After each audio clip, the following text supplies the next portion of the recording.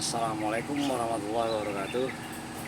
Selamat pagi semuanya. Hari ini hari Jumat tanggal 11 April tahun 2025. Pada pagi hari ini MC saya selaku pemilik Sangkar IBS isi RT 14 akan sedikit bercerita tentang bagaimana cara-cara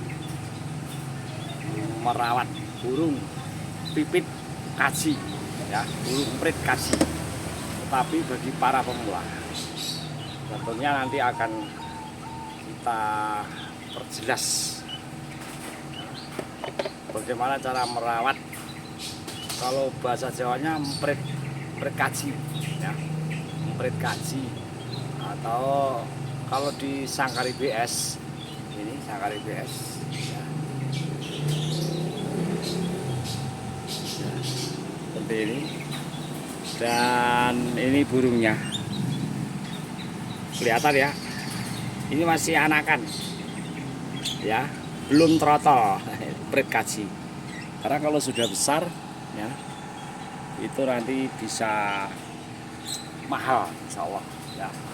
Ikuti terus bagaimana penjelasan MC selaku pemilik Sangkar IBS. Nah, coba ini kita lihat ya, kelihatan ya burungnya ya. Ini namanya emprit kaji. Nah ya, nah, seperti ini. Bagaimana cara merawat emprit kaji anakan itu begini. Nah, yang pertama kita tentu teliti dulu, atau kita perhatikan baik-baik di mana sangkar indukannya secara alami itu berada, atau bagaimana induknya itu merawat secara alami, ya, karena kita bukan bapak dan ibunya, ya. Coba ini pakai jari saya, nah ini, ya, nah ini udah mulai mau makan, ya, kita makan. Yang pertama setelah kita ambil dari sarangnya, ya, ini perhatikan, ini emprit kaji. Kalau di IBS saya panggil K gitu ya, K. Nah ini tadi sudah saya beri makan pagi hari tadi, tapi hanya beberapa makanan, ya, sedikit, karena untuk melatih jinaknya burung itu sendiri, ya. Jadi yang pertama bagaimana cara merawat emprit kaji, ya, masih anakan, ini belum lincah ini ya. Nah seperti ini. Nah, ikuti terus penjelasan MC, ya, selaku pelatih di IBS, ya, RT 14 Gesi, Kecamatan Gesi, ya. Tapi jangan lupa like and share. Yang pertama, perhatikan baik. Kita akan sediakan seperti ini. Nah, ini para dokter yang tahu ya. Nah, ini para dokter. Ini namanya apa? Kas suntikan, ya, pipet. Kemudian di depannya ini kita beri selang pentil atau selang yang lemas, ya. Coba kalau kita perhatikan ya. Kenapa begitu? Karena ini nanti bisa diisi, ya. Coba ini burungnya kita taruh dulu, karena akan kita perjelas. Setelah kita yang pertama memperhatikan bagaimana gaya hidup emprit kaji ini dari indukannya, ya. Itu yang pertama, perhatikan betul. Nah, kebetulan ini MC meneliti benar, ya, secara sungguh-sungguh begini, dari lingkungan emprit kaji itu sendiri. Nah ini agak mulai ada gatal mungkin ya. Kita taruh dulu burungnya begini, nanti kita ambil lagi. Ini nggak mau, ini nggak mau, tidak mau, ya. Oke, ini mau begini, ya. Kita taruh nggak mau, ini mau terbang, ya, terbang dulu. Kita taruh lagi di sebelah sini, ya. Oke, dimana kita akan perjelas. Jadi setelah kita tahu betul bagaimana di lingkungan aslinya, di alamnya, karena kita bukan bapak dan ibunya ya, tapi kita ingin merawat sejak kecil ya, kita harus melebihi bapak dan ibunya, walaupun itu sangat sulit. Nah, jadi setelah kita tahu lingkungannya, ya mungkin bisa berminggu-minggu itu, ya, berminggu-minggu. Karena proses di alam itu tentu akan memakan waktu antara indukannya ya bercinta, kemudian bertelur ya. Setelah bertelur kemudian rata-rata 3 minggu menetas.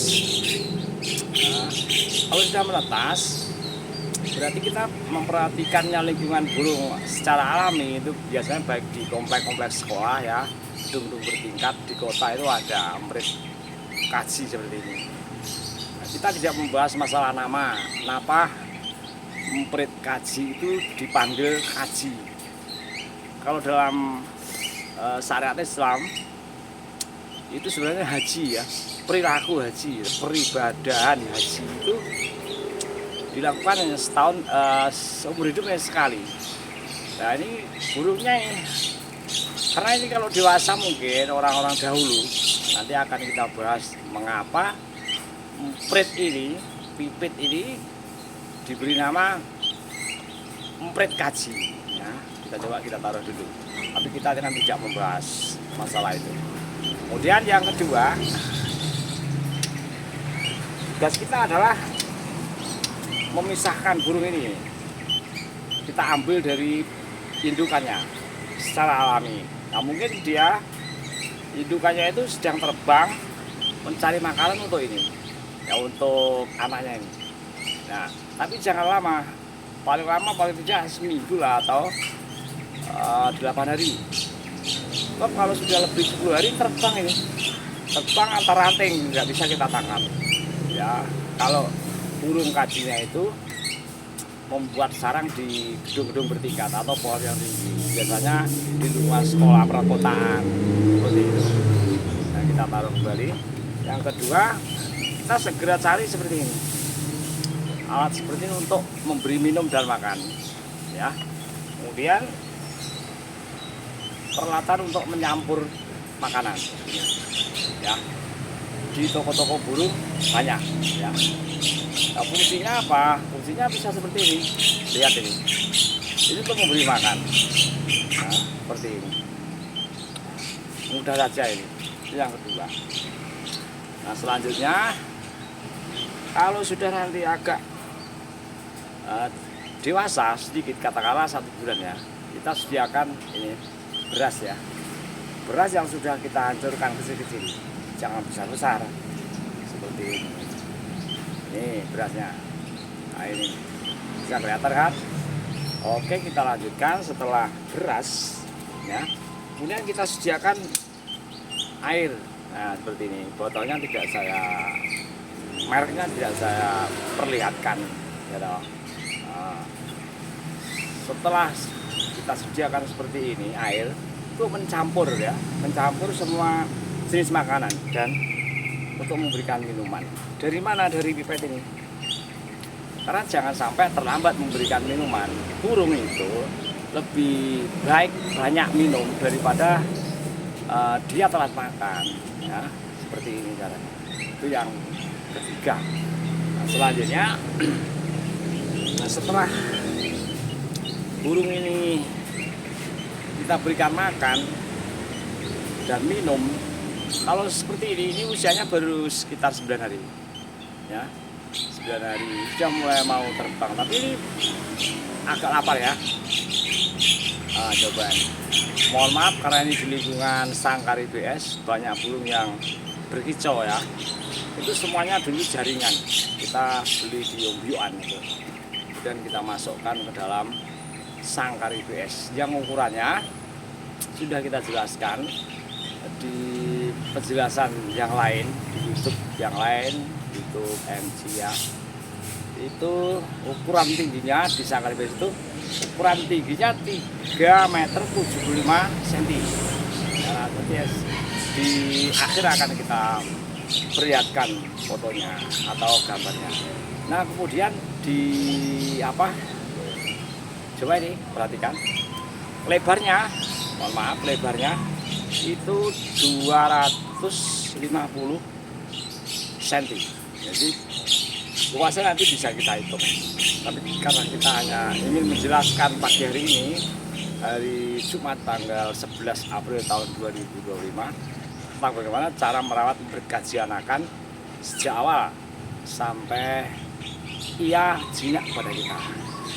Yang keempat, jangan pernah memberikan makanan berlebih, ya, jangan disediakan. Karena apa? Tujuan kita akan menjinakkan burung pipit ini, pipit kaji.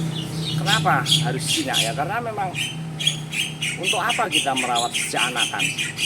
Ya, diambil dari indukannya. Kalau tujuan kita tidak menjinakkan, ya, asalkan kasih sayang kita penuh totalitas, insya Allah ya burung itu akan juga jinak. Kita mencintai burung ini dan insya Allah burung juga akan mencintai kita. Ini sedang apa ya, dalam bahasa Jawanya didis, ya didis. Nah, itu saja.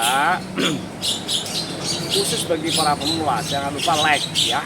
Jadi yang pertama, perhatikan lingkungan burung perkaji ini. Yang kedua, nanti setelah tahu lingkungannya, kita ambil dari indukannya sekitar maksimal 8 hari lah. Jangan sampai terbang. Sebab kalau baru menetas sekitar 2 hari, 5 hari itu sangat sulit untuk kita berikan pipet ini. Walaupun itu bisa pakai alat, bisa ya. Itu nanti bagi para pelanjut tingkat 2, ini bagi para pemula. Karena ini bagi para pemula pecinta burung kicau ya, bersayap 2 yang bisa terbang. Jinak dari anakan menjadi memprit kaji yang sangat cerdas itu menjadi harapan. Ya, terutama bagi MC ya. Kalau teman-teman ingin terus mengikuti perjalanan MC merawat burung, bahkan di IBS itu semua jenis burung yang bersayap 2 dan terbang. Nah, kita akan coba ya. Terus jarib walahid takun arifan. Cobalah dan teliti. Saya kamu akan menjadi ahli, akan menjadi tahu. Nah, inilah yang pertama tadi ya, kita ulangi. Yang pertama, melihat lingkungan, bagaimana prit kaji itu dari indukannya. Ya, kemudian kita pisahkan dari ini. Yang kedua, kita pisahkan dari indukannya. Kemudian kita sediakan peralatan seperti tadi. Nah, ini pipet, murah harganya ini, murah. Kemudian ini makanannya tadi, dan ini jenis peralatannya ya. Saya kira itu saja dulu ya, nanti akan kita ikuti lagi. Jangan lupa like, share. Assalamualaikum warahmatullahi wabarakatuh.